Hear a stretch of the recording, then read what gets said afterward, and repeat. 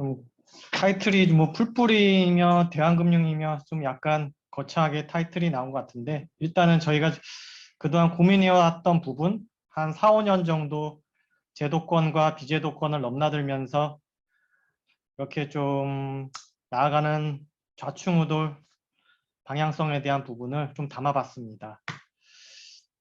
저는 이제 사회적 금융이라는 부분을 처음 이제 하는 부분이 어떻게 보면은 여러 가지 사회적 금융에 대한 많은 헤게모니들이 있는데, 결국에 뭐 화려한 여러 가지 대안들이 많이 소개가 되고 있잖아요. 국내외 사례들. 근데 그 본질이 뭐냐면은, 돈을 가진 당사자들이 주도권을 갖지 못하고 결국엔 자신들이 돈을 모아서 주는 그런 금융기관들이 오히려 자신들을 속박하고 종속돼서 거기에 완전 휘말리는 그런 주객이 전도된 상황이 지금의까지의 좀 상황이라고 보는데, 여기에 마땅한 뭔가 대안이 없이 그냥 끌려가는 대로 계속 가야가는 되는 이런 현상. 그래서 그 결과가 보면 이런 사례들. 그러니까 금융에 대한 어떻게 보면은 굉장히 좀 환상? 금융은 뭔가 시스템적으로 완전하고 복잡하고 전문적이니까 알아서 뭔가 다 해줄 수 있을 것 같고, 내가 거기에 뭔가 신뢰를 가지면 거기에 대한 어떤 안전한 뭔가가 될 것 같은 이미지나 느낌들. 근데 그게 절대 이제 아니라는 거죠. 상당히 그 겉으로 이제 굉장히 복잡 다단하게 세분화되어 있는 그런 구조와 체계를 봤을 때는 굉장히 있어 보이는데, 막상 그 안에서 이렇게 뭔가 이용을 했을 때 이런 결과들, 리스크가 발생했을 때 그 피해는 결국에는 개인들한테 자본이 별로 부족한 부분, 이런 부분들로 상당히 위기가 닥쳐오고 있고, 피해는 고스란히 일반 저희 같은 약간 그런 구성원들에게 개인 단위로 이렇게 가는 현상이 많이 있었지 않습니까? 그래서 여러 가지 뭐 이런 포용금융이며 여러 가지 이런 사항들이 나오고 있고, 결국엔 금융이 소외되는 그런 부분에 있어서 이런 부분 너무 잘 아시겠지만 아예 적격하지 않았던 이런 부분 배제 요인들, 뭐 비적격이라든가 이용 불가한다든가 금융을 잘 모른다거나 이런 것들로 인해서 미스매칭이 되면서 결국은 계속 금융을 제대로 이용하지 못하고 제2금융권이든지 뭐 사채든지 대부든지 이런 쪽으로 가면서 문제를 계속 떠안는 상황. 그래서 여러 임팩트 투자며 여러 가지 사회적 금융의 여러 가지 방법론적으로 이렇게 많이 논의가 되고 뭐 세계적으로 이렇게 돼 있다고 하지만, 정작 이 가운데서 저희가 이용하고 있는 그 당사자 조직에서 현장 조직에서 이런 것들을 원활하게 이용할 수 있느냐, 현실적으로 상당히 제약되어 있지 않느냐. 뭐 사회적 금융이라 하더라도 뭐 SIB며 뭐 여러 가지 뭐 벤처 캐피탈, 엔젤 투자, 뭐 여러 가지 이런 뭐 제도권 사이드에 갔던 부분이 처 있다 보니까 결국엔 대다수의 이용자들이 필요한 어떤 금융 서비스라든가 구조로는 좀 뭔가 구조가 나오지 않는다, 이런 사인 거고, 결국은 금융이 돌아가는 구조와 저희 실질적인 그 현실적인 사회 문제를 떠안는 저희 같은 당사자 조직들의 구조적인 부분에 있어서 상당히 좀 갭이 있다. 그러니까 여러 가지 이용 당사자가 속한 어떤 공동체든지 개인이든지 이런 나의 금전에 관련된 문제를 금융을 통해서 뭔가 해결하고 조달하고 이용하고 싶은데, 그런 서비스는 제도권의 어떤 신용이라든가 건전성에 의해서 상당히 제약되는 부분이 있고, 그에 파생되는 뭐 사회적 금융이라든가 이런 부분 역시도 이런 제도권의 어떤 그런 서비스를 그대로 대부분 따오고 재원적인 그런 방식이 비슷비슷하게 하다 보니까 결국에는 금융위원회나 이런 데서 매년 분기별로 우리가 사회적 금융을 하니까 분기별로 이런 실적이 있다, 이런 물타기가 되는 상황인 거고, 결국엔 사회적 금융이라는 영역의 정체성 자체가 의미가 크게 없어지는 약간 그런 좀 안타까운 상황이 되는 거죠. 결국엔 이런 상황은 사회적 금융의 뭐 해외 사례인가 보면은 시작 자체로부터 지금까지 우리까지 굉장히 오랜 역사와 시행착오들을 가지고 정말 바닥부터 이렇게 온 사례들이 많은데 지금 국내 같은 경우는 그런 시간적 여유도 없거니와 그런 어떤 탑다운 방식으로 하다 보니까 이런 자체적인 서비스라든가 이런 고민 사항들을 뭔가 밑으로부터 만들어내서 이제 제도권을 올라가기보다는 제도권에 있는 어떻게 좀 더 맞춤 형식으로 우리한테 약간 비슷하게 맞는 이런 부분들을 계속 이제 따다가 이렇게 하다 보니까 결국엔 제도권에서도 외면받고 비제도권에서도 이렇게 자체적으로 하지만 성장이 결국은 정체된 이런 상황. 그렇다 보니까 저희가 처음에 이제 한살림 조직 기존의 이제 사회적 금융과 이제 한살림 펀딩에서의 이제 약간 차이점은 기존에는 약간의 시장 영역에서의 그런 수요에 의해서 사회적 금융 중개기관이 좀 중심이 돼서 새로운 이용자들을 더 확장해 가고 이렇게 찾아가는 이런 구조가 되다 보니까 상당히 조금 어려운 상황이 지금까지 계속 되는 건데 저희 차이점은 아예 금융이라는 거에 대해서는 거의 제로인 상태에서 전국적인 어떤 공급망을 갖고 있는 금융 이용자와 이제 수요자들이 있단 말입니다. 그래서 그런 규모를 갖고 이제 시작을 해보자. 우리 스스로 해볼 수 있는 걸 해보자. 이렇게 시작이 됐습니다. 근데 이게 맞지 않는 옷을 이제 P2P라든가 아니면 금융의 어떤 제도권의 이런 것들을 저희가 이제 찾아서 접목을 하다 보니까 현실적으로 이런 이용 플레이어들이 맞는 금융 이용 방식은 여전히 좀 한계가 있다. 그래서 금융 이용자가 결론은 주체가 되는 풀뿌리적인 금융 구조와 생태계, 서비스를 만들어가는 부분. 그러니까 기존의 어떤 중개기관이라는 게 이런 보면 금융 상품이라든가 서비스라든가 이런 내용 자체에 대한 고민보다는 그 방법적인 측면에서의 조달과 방법과 이런 집행의 이런 부분에만 중요한 어떤 고민 사항들이 많았었거든요. 근데 서비스 구조 자체, 상품 구조 자체에 대한 약간 고민 이런 부분에서 좀 시작을 좀 하고 있는 상황이었습니다. 그래서 좀 금융 코디네이팅의 필요성, 이용자가 금융 조건이라든가 서비스를 만들어가는 그런 부분에 있는 부분이고 저는 이제 최종적으로 좀 하는 부분은 자금이 필요한 분들과 자금에 대한 어떤 여유가 있는 분들끼리 서로 교류의 IR을 좀 만들어서 그 IR에서 예를 들면 생산자분들이 우리가 이렇게 해서 이렇게 필요하고 우리는 이런 상황인데 솔직히 재무구조는 이런 상황이고 좀 어렵다. 근데 여기에 대해서 약간 자금 조달이 이만큼 필요하고 어떻게 이만큼의 어떤 기관과 금리로 했으면 좋겠다. 그랬을 때 거기에 그 IR 교류에 참석한 이 생산지라든가 관심 있는 분들이 나는 그러면 이런 금리나 이런 조건이라든가 이런 기간을 두고 참여를 해줄게.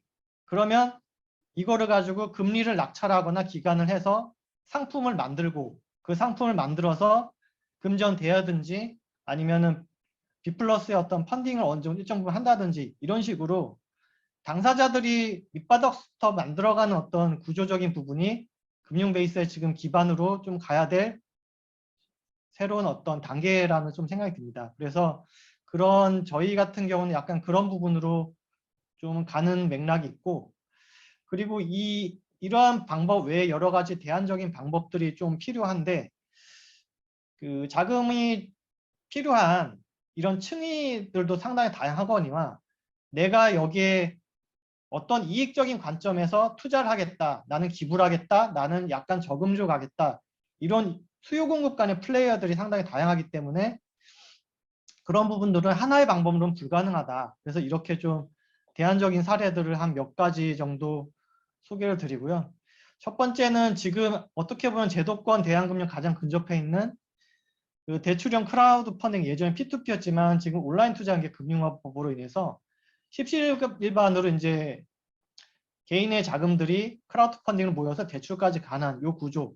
그래서 저희는 지금 B+와 요 부분에 있어서 약간 매칭 펀딩으로 해서 이렇게 진행을 하고 있어요. 한 반 정도는 B+ 펀딩을 통해서 크라우드 펀딩 대출하고 반 정도는 저희 한살림 내부 조직 기금을 통해서 대출을 해서 기금으로 이제 대출해가지고 약간 금리 같은 거라든가 이런 부분을 좀 맞추는 이런 구조로 가고 있고요. 대한사례 2는 이제 기부자 조언 기금이라는 부분인데 이 경우는 솔직히 이제 사회복지 공동모금회라든가 사랑의 열매에서 한 2013년도에 고액자산가들을 대상으로 재단을 만드는 데는 워낙 이제 많은 비용들이나 운영 관리 비용이 드니까 기부를 하면 그 기금을 갖고 어떤 데 주는 것뿐만이 아니라 이거를 가지고 굴려서 어떤 투자 방식으로 계속 지속 가능하게 하는 거를 이제 신한금융 투자랑 진행했었습니다. 하지만 그런 약간 수익적인 부분이라든가 금융권의 이익적인 면에서 좀 안 맞는 부분이 좀 있어서 이 부분이 약간 지금 현재는 그냥 소진 형태로 좀 돼 있는 상황이거든요. 근데 이거를 굳이 이제 사랑의 열매 같은 법정 기부 단체가 아니라 기부금을 받을 수 있는 그런 비영리 기관에서 우리가 이런 목적으로 기금에 대한 부분을 기부를 하면 이걸 가지고 해당 그 대상자에게 기부를 하는 것뿐만 아니라 그 기금이 필요한 그 대상자가 펀딩이라든가 아니면 대출이 필요할 때 이런 부분 일정 부분 그렇게 중개기관을 통해서 굴려가는 이런 지속 가능한 기금 방식도 좀 적용해 볼 수 있지 않나.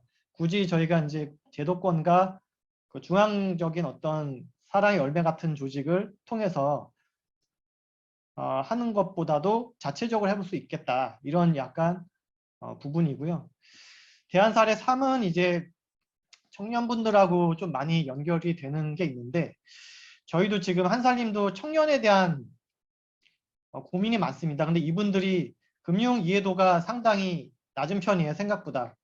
그 거의 60, 70대 부분들하고 거의 비슷한 수준으로 금융 이해도 조사상에 이제 나오는 부분이 있거든요. 근데 그런 분들이 이제 신용카드 신용도도 높지 않은 상황에서 신용카드 없이 외상 구매하기 BNPL이라고 이제 해외 같은 경우에는 신용카드 발급을 받는 그런 분들이 많이 없는 분들도 있기 때문에 그런 좀 가난한 분들이 그냥 매장에서 돈 안 주고 그 바로 구매를 하고 나중에 그 가맹 매장에서 받은 그 외상으로 가져온 물건에 대한 대금을 나눠서 그 업체 BNPL 업체한테 이렇게 분할로 이렇게 신용카드 할부 결제하듯이 하는 이런 게 좀 최근 이제 지급결제 시장의 트렌드예요. 그래서 지금 네이버라든가 카카오에서 이런 부분들을 핀테크 혁신으로 해가지고 조금씩 하고 있는데 이런 부분들이 네이버 카카오 말고 일반적인 그런 뭐 한살림 같은 그 매장이라든가 다른 일단 생활협동 조합 이런 사회적 경제 조직에서도 어느 정도 좀 적용해 볼 수 있다. 왜냐하면 공익적이라든가 공헌적인 면에서는 훨씬 더 이런 부분들이 좀 와닿을 수 있는 그런 교류가 많이 있을 거기 때문에 그런 부분이 있고 다른 하나는 이제 요즘 청년화폐라든가 이제 탄소거래 지역화폐에 대한 이슈들이 있는데 한살림도 이제 여러 가지 이제 기후위기 활동이라든가 생활신청 운동을 많이 하거든요. 근데 이런 분들한테 그냥 살림 포인트라든가 마일리지 조금 이렇게 주는 부분이 있어요. 근데 이런 부분들의 유인동기가 크지 않아서 차라리 이런 것에 대한 마일리지라든가 이런 부분을 한 10,000원, 뭐 20,000원 이렇게 상품권으로 발행하고 그거를 한살림 상품권이든지 마일리지를 뭐 20%더 얹어준다든지 이렇게 교환할 수 있는 부분이 있고 이걸 가지고 서로 거래할 수 있는 그런 거래 플랫폼을 좀 만들어 볼 수 있지 않을까. 물론 이런 부분들이 가능한 이유는 일단 상품권에 있어서는 한 30억까지는 인가 없이 이거를 피지사라든가 전자금융 인가 없이 할 수 있는 부분이 있고 또 상품권법이 이제 폐지가 됐습니다. 그러다 보니까 여러 이제 일반인들도 누구나 상품권을 발행할 수 있는 그런 상황이 됐거든요. 그래서 이런 사례들을 좀 종합을 해서 작은 금전이 필요한 부분과 금전을 가지고 있는 곳 사이에 그런 중개로서의 역할을 좀 다변화할 수 있겠다는 좀 생각이 들었습니다. 그래서 이제 대출형 크라우드 펀딩부터 좀 보자면 이거는 이제 저희 대출 P2P 방식인데 저희가 여러 이제 대상들 투자자분들이 크라우드 펀딩에서 대출 플랫폼을 통해서 대출 신청했는데 자금이 조달되는 이런 부분을 구조화한 부분이고요. 그리고 옆에는 이제 현재 이제 상생협력 펀딩이라고 현재 진행되고 있는 이제 한살림 상품들이 이제 진행되고 있습니다. 그래서 개인분들이라든가 법인들도 이제 많이 참여를 해주고 있는데 약간 제도권과 비제도권과 저희가 같이 이제 매칭해서 하는 사례로 좀 보실 수 있겠습니다. 그래서 현재 여러 가지 이제 한살림 생산지라든가 이런 조직들이 어려운 부분들을 조금씩은 제도권에서는 좀 조달이 어렵지만 이렇게 좀 해오는 부분이 있습니다. 기부자 조언기금은 예전에 2013년도에 신한금융투자에서 지금 사회복지 공동모금회랑 이런 상품을 출시를 했었어요. 그래서 1% 정도 수익률로 뭔가 하다 보니까 이익적인 면에서 좀 약간 안 맞는 부분이 아마 금융회사에서 있었던 것 같아요. 근데 이익을 크게 그렇게 많이 가져가지 않는 사회적 금융중개기관이 이런 고액자산가라든가 호혜적인 어떤 이런 기부를 할 수 있는 어떤 기금 형식으로 만든다면 나만의 기금, 예를 들면은 뭐 양준혁 기금 뭐 이런 식으로 공익신탁으로 많이 하는데 그거를 그냥 내 이름을 걸고 어떤 공익적 목적의 내 기금을 작게라도 만들 수 있는 부분 이런 것들을 한다면 좀 할 수 있지 않을까. 그리고 예를 들면 이제 회원 같은 경우도 회원들한테 한 100만 원씩 보증금 형식으로 걷어서 하나의 기금으로 만들었을 때 탈퇴하지 않으면 그 보증금은 그대로 이제 들어가 있겠죠. 그걸 가지고 시드머니를 해서 이런 식으로 공익적 목적의 뭐 기금 투자라든지 대출이든지 이렇게 하는 부분도 좀 적용해 볼 수 있지 않을까 그런 생각이 들었습니다. 그래서 해외 사례에서의 실질적인 그런 기부자 조언기금에 대한 세제 혜택까지 관련된 이런 사항들도 왼쪽에 보시면 나와 있습니다. 뭐 큰 재단이라든가 이런 데서는 이런 식으로 고액 기부금을 갖고 상당히 많이 이제 투자를 하고 굴려서 규모화 이제 어느 정도 성공해 있는 사례들이 상당히 있거든요. 그래서 그런 것들을 좀 시도해야 할 수 있는 부분을 중개기관에서부터 시작할 수 있지 않을까라는 생각이 들고요. 저희 같은 경우는 이제 아까 말씀드렸던 방식대로 불특정 다수가 아니라 제한된 어떤 회원 범위, 현재로는 지금 한살림 저희 출자 조직과 그 출자 조직과 한살림 펀딩 회원들 대상으로만 약간 제한적으로 이렇게 기금에 대한 부분을 좀 하고 있어요. 그래서 지금 전자차용증이라는 부분을 통해서 내가 직접 이렇게 수기로 이렇게 쓰지 않아도 이렇게 할 수 있는 부분 이렇게 좀 조심스럽게 좀 시작을 해보고 있고 작년 같은 경우에는 이런 부분이 상당히 그래도 어느 정도는 시작이 좋았는데 지금 워낙 많이 어렵다 보니까 워낙 예적금 금리 너무 많이 오르고 해서 이런 약간 그 호혜적인 의미의 그런 저금리를 차용증을 해서 이렇게 대여해주는 그런 분들이 많이 줄어들긴 했어요. 그래서 B 플러스는 아무래도 그 투자금 시장금리에 따라가니까 리워드도 주고 해서 그렇게 좀 양분해서 이런 부분들을 좀 조율을 하고 있는 상황입니다. BNPL은 지금 현재 저도 지금 약간 공유경제형 BNPL을 지금 금융위원회나 이런 데 지금 혁신금융 서비스 쪽으로 지금 준비를 해서 수요조사 신청을 제출한 상태인데 지금 네이버라든가 카카오톡스 이런 데서는 이제 후불 결제로 이런 식으로 하거든요. 근데 후불 결제의 경우에는 이제 말 그대로 이제 깡이 발생해요. 깡이 발생해서 내가 미리 이렇게 서비스를 좀 싸게 받아서 나중에 깡으로 되파는 이런 구조가 있고 또 리스크에 대한 부분이 상당히 좀 많이 제도권 감독기관에서 우려를 하고 있어서 이런 부분들을 저희 같은 경우는 약간 지역 생협이든지 아니면 이런 가맹 주체에서 일정 부분 좀 보증을 해주는 이런 부분으로 좀 보완을 하는 약간 공유경제형으로 이렇게 조금 해서 하고 있습니다. 그리고 여기는 BNPL 사업자가